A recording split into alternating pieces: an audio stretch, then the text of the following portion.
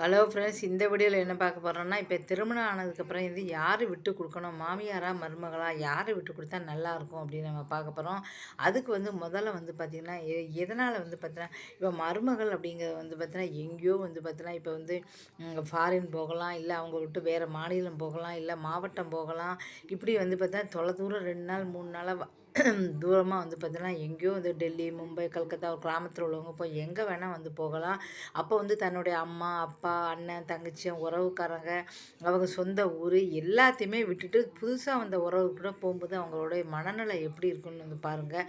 அப்போ அவங்க ஏற்கனவே மனசு அப்படியே நொந்து போயிருப்பாங்க. நொந்து போன இடத்துல மாமியாருக்கும் அவங்களுக்கு சண்டை இப்போ புது வீடு, புருஷன் அப்படிங்கிறவர் புதுசாக இருக்கார். அது அந்த வீட்டில் மாமியார் மருமக அப்படி இருக்கு, மாமியார் இருப்பாங்க, மாமனார் இருப்பாங்க. அந்த நேரத்தில் அவங்க அந்த செட்டான ஏற்கனவே எல்லாரும் இழந்து தவிக்கிற அவங்க பார்த்திங்கன்னா இவ்வளோ வருஷமாக பார்த்திங்கன்னா ஒரு 25 வயசில் ஒரு பொண்ணு கல்யாணம் ஆகுதுன்னா இவ்வளோ வருஷமாக கூடவே இருக்க அம்மா, அப்பா, அண்ணன், தங்கச்சி எல்லாரையும் விட்டுட்டு ஃப்ரெண்ட்ஸு எல்லாருமே விட்டு புது இடத்துக்கு வந்திருக்கோம்னு சொல்லி ஏற்கனவே மணலில் பார்த்திங்கன்னா ரொம்ப கஷ்டமற்ற வருத்தத்தில் இருப்பாங்க.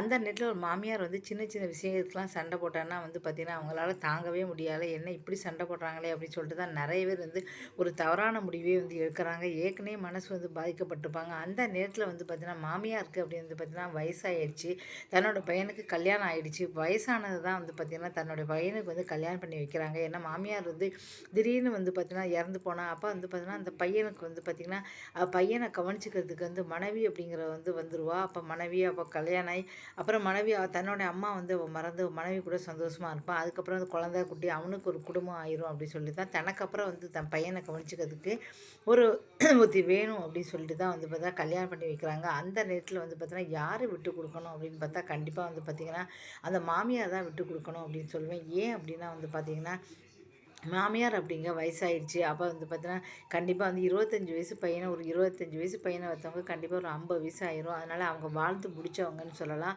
வாழ்ந்து முடித்தவங்க விட்டு கொடுத்தா எந்த ஒரு எதுவும் போகாது. அதனால் கண்டிப்பாக வாழ்ந்து முடித்தவங்க விட்டு கொடுக்கலாம். அப்போ தான் அந்த பொண்ணும் பையனும் சந்தோஷமாக வாழ்வாங்க. வாழ்ந்தால் தான் அவங்களுக்கு வாரிசு வரும், அவனுக்கு ஒரு குடும்பம் பிறகும். 10 வருஷம் 15 வருஷத்தில் பார்த்திங்கன்னா அப்போ இந்த பையனுக்குன்னு அவங்க போனால் கூட பார்த்தா யாருக்கு எப்போ என்ன நடக்குன்னே சொல்ல முடியாது. அப்போ பார்த்தீங்கன்னா அவங்களுக்கு ஏதாவது ஒன்று ஆனால் கூட பையனை கவனிச்சிக்கிறதுக்கு கண்டிப்பாக ஒரு மனைவி வருவா, குழந்தை வரும், குடும்பம் வரும். ஆனால் இதெல்லாம் நினைக்காம நிறைய இடத்துல மாமியார் தான். நான் இப்போ எங்கள் உறவுக்காரங்க கூட ஒருத்தவங்க இருக்காங்க, எப்போ பாரு பையனை பார்த்திங்கன்னா கை கை வீட்டுக்குள்ளேயே 28 வயசாச்சு அந்த பையனுக்கு. எப்போ பாரு அந்த பையனோட கையை பிடிச்சிட்டே தான் உட்காந்துருப்பாங்க. எந்த நேரமும் பார்த்திங்கன்னா அவன் மேலே தோளில் கை போட்டு கை பிடிச்சிட்டே தான் போவோம். பாத்ரூம் போனால் கூட 2 பேரும் அப்படியே வாசலில் நின்றுக்கிட்டு இருப்பாங்க. திருப்பி கையை பிடிச்சிட்டே போவாங்க. பால்கனிக்கு போனாலும் சரி, வீடு ஃபுல்லாகவே ஒன்று போல் சாப்பிட்டாங்க, ஒரே இதில் ஒன்று போல் போவாங்க. இதெல்லாம் படுக்கும்போது கூட 2 பேரும் பக்கத்தில் தான் படுப்பாங்க. இப்படி இருக்கும்போது நான் சொன்னேன், இப்படியே இருந்தால் நாளைக்கு மனைவிங்கிறவ கண்டிப்பாக வருத்தப்படுவா. அப்போ அவளுக்கு ஒன்று கல்யாணமே பண்ணக்கூடாது, இல்லை கல்யாணம் ஆகி மனைவி வந்தால் கண்டிப்பாக அவனை விட்டுட்டு போயிடுவா. அதனால் நீ கல்யாணம் ஆகிடுச்சின்னா இவங்க 2 பேரும் தனியாக வச்சிரு அப்படின்னா. நான் எதுக்கு தனியாக வைக்கணும்? என்னோடய பையனை நான் யாருக்காகவும் விட்டு கொடுக்க மாட்டேன். என்னோடய பையனை பார்த்தீங்கன்னா நான் எங்கூட தான் வச்சுப்பேன். அவள் வந்தாச்சுன்னா அவளுக்காக நான் ஏன் விட்டு கொடுக்கணும்? நான் ஒரு நாள் என் பையனெல்லாம் தனியாக வைக்க மாட்டேன், நானே தான் இருப்பான்னு சொன்னாங்க. அதை கேட்டு எனக்கு அதிர்ச்சியாக இருக்குது. ஏன்னா அப்போ கண்டிப்பாக அவன் பையனுக்கு நீ கல்யாணமே பண்ணாத, அவன் காலத்துக்கும் அவன் எங்கூட தான் இருக்கணும் அப்படின்னு சொன்னாங்க. இந்த வயசான அம்மாவுக்கு எவ்வளோ பெரிய பேராசை. என்னோடய உறவுக்காரங்க அப்படின்னாலும் வயசான அம்மாவுக்கு எவ்வளோ பேராசை பார்த்தீங்களா? அப்போ இந்த அம்மா என்ன பண்ணணும், ஒன்று அப்போ கல்யாணமே பண்ணக்கூடாது, விட்டு கொடுக்க முடியல தெரியல. ஏன்னா நாளைக்கு அந்த பொண்ணு வந்தால் கண்டிப்பாக அந்த பொண்ணு கூட பேச மாட்டேன், எந்த நேரமும் கையை பிடிச்சிட்டு அம்மா கூட உட்காந்துட்டு இருப்பா. அம்மா கூட தான் சாப்பிட்றான், அம்மா கூட தான் தூங்குறான், அம்மா கூட தான் வந்திருக்கேன். இதே மாதிரி இன்னொரு உறவுக்கார கூட நிலைமை வந்தது. அந்த பொண்ணு சொச்சு இதே மாதிரி தான் அந்த பொண்ணு கீழே தரையில் படுக்கும், அவன் அம்மா கூட பெட்டில் படுத்தா. அதனால் அந்த பொண்ணு இவங்க கூடலாம் வாழ முடியாது, இவன் ஒரு அம்மா பைத்தியம் அப்படின்னு சொல்லிட்டு அந்த பொண்ணு பார்த்தீங்கன்னா ஒரே மாதத்தில் பார்த்தீங்கன்னா பிரிஞ்சு போயிடுச்சு. அதுவும் அட்ஜஸ்ட் பண்ணி பார்த்து 1 மாதம் சொல்லி பார்த்து முடியாதுன்னு சொல்லி 2 பேரும் ஒன்றா சாப்பிட்றது. 2 பேரும் தான் படுக்கையில் பெட்டில் 2 பேரும் ஒன்றா படுப்பாங்க. அந்த பொண்ணு கீழே படுக்கும். இப்படி அந்த பொண்ணை அவன் கண்டுக்கிறதே இல்லை, சந்தோஷமாக வச்சுக்கல, எங்கேயும் போகல, எதுவுமே அந்த பொண்ணுக்கு நடக்கல. அவங்க அம்மா என்னை விட்டு எங்கேயும் போகக்கூடாதுன்னு சொல்லிட்டாங்க. அதுக்கப்புறம் இந்த பொண்ணு இவன் குழந்த மாதிரி இருக்கான், எனக்கு இவன் வேண்டாம் அப்படி சொல்லிட்டு ஒரே மாதத்தில் பார்த்திங்கன்னா அந்த வீட்டை விட்டு போயிட்டு அதுக்கப்புறம் வரவே இல்லை. இப்போ பார்த்தீங்கன்னா அந்த அம்மாவுக்கு வயசாகிடுச்சனால அந்த அம்மா செத்து போயிட்டாங்க. எந்து போனதால இப்போ வந்து என்னாச்சு அப்படின்னா, இந்த பையன் வந்து இப்போ தனிமையாக இருக்கான். இது எதனால்? அவள் அம்மா இருக்கும்போது அந்த பொண்ணு கூட அட்ஜஸ்ட் பண்ணி சந்தோஷமாக இருந்தது அப்படின்னா, கண்டிப்பாக அவனுக்கு வந்து இந்த குழந்தை வந்து இப்போ 3, 4 வயசாக இருக்கும். அவனுக்கு ஒரு குடும்பம் வந்திருக்கும். சந்தோஷமாக இருந்திருப்பான். அம்மான்னு அம்மா முந்தானை பிடிச்சி வந்து சுற்றிக்கிட்டு இருந்தான். கடைசி என்னாச்சு, அம்மாவுக்கு வயசாகி அம்மா செத்து போயிட்டாங்க. இப்போ கல்யாணம் ஆகி 3, 4 வருஷம் தான் இருக்கும்.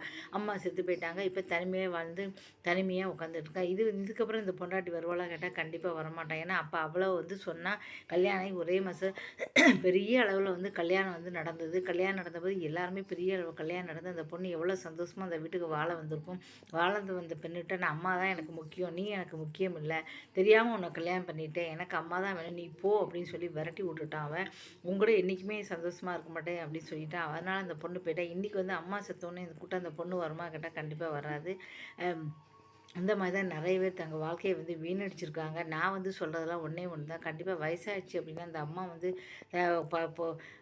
தன்னோட பையனுக்காக தாராளமாக வந்து விட்டு கொடுக்கலாம். ஏன்னா மருமக அப்படிங்கிறது சின்ன வயசு. அவளும் சரி பையனும் சரி சந்தோஷமாக வாழணும். வாழ்ந்தால் தான் 2 பேரும் ஒருத்தருக்கு ஒருத்தர் வந்து பார்த்திங்கன்னா குழந்தை சந்தோஷமாக இருந்தால் வாழ்க்கையை வந்து என்ஜாய் பண்ணணும். குழந்தை வந்து குடும்பம்னு வரும். நாளைக்கே வந்து உங்களுக்கு வயசாச்சு என்ன வேணால் வரும். அதனால் வந்து பார்த்திங்கன்னா பையனுக்கு எதுவாக இருந்தாலும் சரி, பையனுக்கு அந்த பொண்ணு மருமக அப்படிங்கிறது நமக்கு வர 2வது மகள் மாதிரி அவளோட கூட அட்ஜஸ்ட் பண்ணி வாழ்க்கையை வந்து விட்டு கொடுத்து வாழ தயாராங்க. அதுதான் வந்து நல்லாயிருக்கும். நிறைய வீடுகளில் வயசானவங்க மருமகளுக்கு சரிக்கு சம சண்டை போடுறதும் அடிக்கிறதும் அது பண்ணுறதும் இது பண்ணுறாங்க. அப்படிலாம் வந்து ஒரு நாள் வந்து பண்ணாதீங்க. மருமக அப்படிங்கிற தன்னுடைய மகள் மாதிரி வந்து நினச்சிங்க. அதுதான் வந்து ரொம்ப ரொம்ப நல்லது. என்றைக்குமே இந்த விட்டு கொடுத்து வாழ பயிலுங்க. இந்த வீடியோ பிடிச்சா மறக்காமல், அப்போ தான் அந்த வாழ்க்கை வந்து சந்தோஷமாக இருக்கும். நன்றி. மெயின் ரோடு ஃபுல்லாக பாருங்கள். ரோடு ஃபுல்லாகவே வந்து மாடாக தான் நிற்கிது. எப்படி வந்து பாதுகாப்பு இல்லாமல் போக முடியும் பாருங்கள். எவ்வளோ மாடு வந்து படுத்துருக்கு, உட்காந்துருக்கு. மெயின் ரோட்டில் இப்படி தான் வந்து அநியாயம் வந்து பண்ணுது பாருங்கள்.